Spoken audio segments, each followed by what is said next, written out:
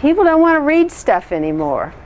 And voila, on video, that video really is going to make a big difference. I remember like 10 years ago when people said, oh, I got to capture knowledge and we'll videotape these experts, and oh, yawn, nobody wants to sit through 5 hours of that.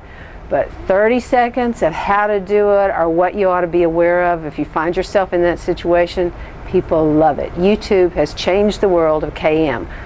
As I've sort of spent the last couple of days talking to people, the biggest thing that strikes me is what's happening here is an interesting return to the organizational dimension of knowledge management problems and a shift away from being enamored with technology. My one key takeaway is it's amazing how far we've advanced the thought process on knowledge management, and yet when we get down to the practical implementation, how we have very different opinions on how that should be done. This conference has been shifting how I think about KM, because previously I've been in KM for a while. Mostly it's been for me storing documents, making them available through search, through David Snowden's workshops and some of the other speakers. I've really come to see that it's much more important to connect people with people and some of the new technologies that are available. After any number of years of how do we reuse knowledge, how do we optimize its distribution, how do we classify it, taxonomize it, put it into databases, now people are finally beginning to understand that it's really not very useful if people can't access it and share it and build upon it, talk about it with each other, put it to use.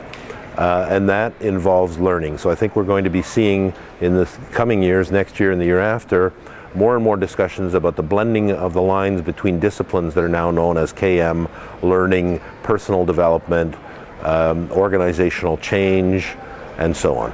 The one thing I've taken away from this conference is not so much from the sessions as it is from the social networking and the serendipitous relationships I build. Great abysm between I can and I will. You can put technology, you can tell people to share, you can do all that, but people needs to will and have and want to share, so that's very important, and you have to sort of lead and help them to want more than just being able to can. That's my takeaway. The company in the future is going to be like an ecosystem, and if you are a group of people in a part of the ecosystem, we need also to be part of our company. We need to have this ownership of the company's challenges.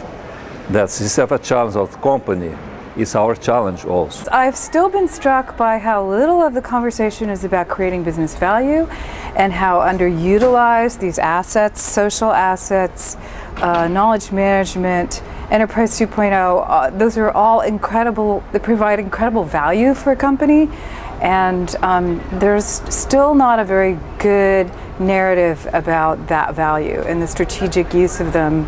I think that one thing was personal knowledge management. I'd always looked at knowledge management from a holistic enterprise view and how we do a better job of sharing what we know and leveraging that for innovation and growth. And this gave me a chance to kind of see knowledge management from an individual perspective. There was a lot of talk about social tools and social networking and social media. And I think in terms of tying that back into KM world and knowledge management, the primary value of these social tools, as I think of it, is the connection between other people's knowledge and the work that we do as individuals. Because all knowledge work, even though we typically think about it at the organizational level, knowledge work ultimately happens at the individual level.